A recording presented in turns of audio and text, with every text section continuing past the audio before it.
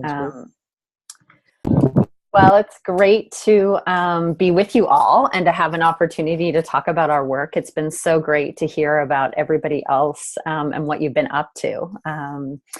I'm the executive director of the Social Transformation Project, and really our current programming is very focused on building a home for long-term power building in the progressive movement. And so we particularly work with leaders across different progressive movements who lead organizations. So workers' rights, human rights, civil rights, environmental justice, climate change, immigration, the gamut.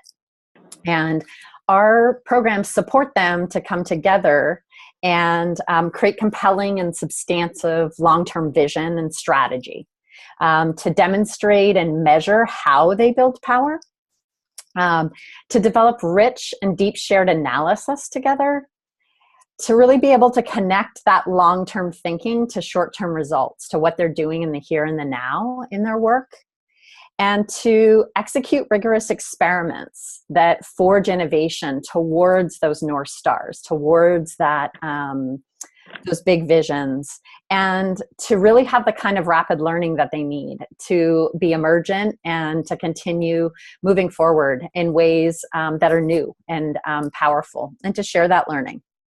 And to make sure that what they share and the robustness of that learning actually impacts their decision making. And that comes out of an acknowledgement that the current infrastructure that we have doesn't really support long-term thinking, doesn't support much experimentation and innovation. So we actually have to build a place where leaders can come and do this work together. And it's too much to ask any one leader or any one organization to build that kind of infrastructure. This is really something that needs to be collectively whole and be a robust space where people can come and practice over time together. So this work comes out of 10 years of cross-movement leadership development and convening. So real deep relationships with these leaders that we've had, and in a recognition that in typical strategy spaces and typical convening and alliance spaces, we have the capacity to influence each other, but we don't often have the capacity to do the kind of deep work that ensures that things add up to more than the sum of their parts. So we, along with a core group of leaders, decided 2 years ago to really answer the question of what does the progressive movement want and need in terms of a long-term home for power building. And we've spent the last 2 years putting the program together, building it alongside the leaders that we work with. And we're now at the point where we're going to scale that program. And so as we scale, we're really looking for leaders who already provide leadership in their sector and in cross-movement spaces, who are learning and practicing what it takes to centralize marginalized communities in their work, who are focused on building power in communities of color and in critical segments of white workers, and really who are like have the capacity and are willing to shift their practices, both of their personhood individually and of their organizations. Each organization that we work with has at least 2 to 3 people that are engaged and are doing 2 to 3 hours of work on a weekly basis. So it's a deep dive that people are doing with us. So, you know, what's going to happen, what's actually going to change as a result of our work is social justice organizations are going to look deeply at the root causes of the injustice that are being faced right now and realize that much of our current strategy and the way we've organized has to change. I know that this group is already there, right? And in many ways is like on the forefront of those solutions. And it's why we're so excited to be a part of this. But the infrastructure is not there yet. And we need the overall infrastructure to actually support the kinds of organizations and the kinds of changes that we're all rooting for. So our organizations that we partner with they're going to do a lot of hard work over time to build enough connective tissue, shared analysis, and practice to begin working more strategically together. And Jo, do you have about 2 minutes left? Great. And fundamentally, they're going to reorient their work to a different set of problems in order to create and leverage their roles in relationship to one another and these underlying factors. So, we're working in 3 ways: long-term power building, actually being rigorous about what that means and about shared vision and about these North Stars. What does it look like? How do we measure it? What are the strategic questions we're holding that we need to dig into and answer over time? And our group provides the space for that and a set of consultants that really help people through answering those questions.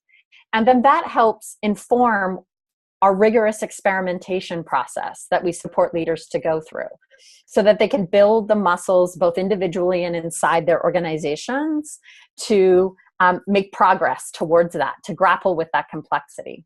And then we're also holding the overall network container where we're sharing the tools that are coming out, more broadly speaking, so other people can benefit from our work, where we're growing the network and where we're bringing more people into this kind of practice. So I will pause there. Thank you. Are there questions for Jody?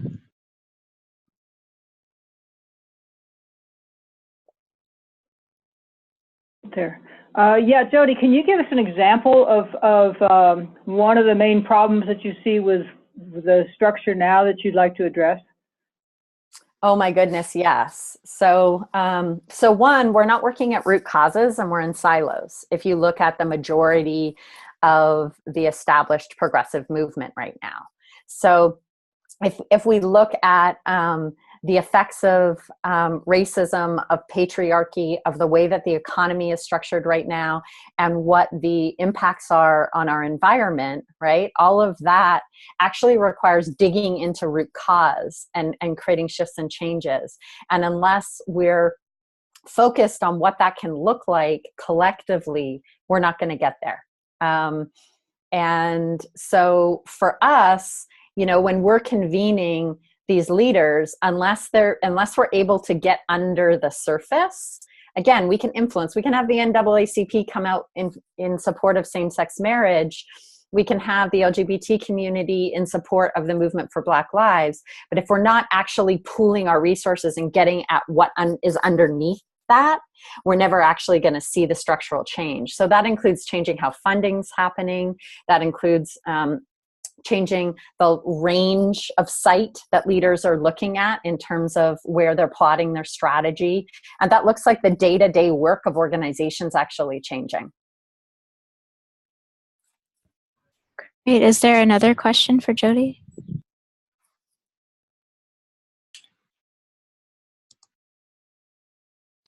Go ahead.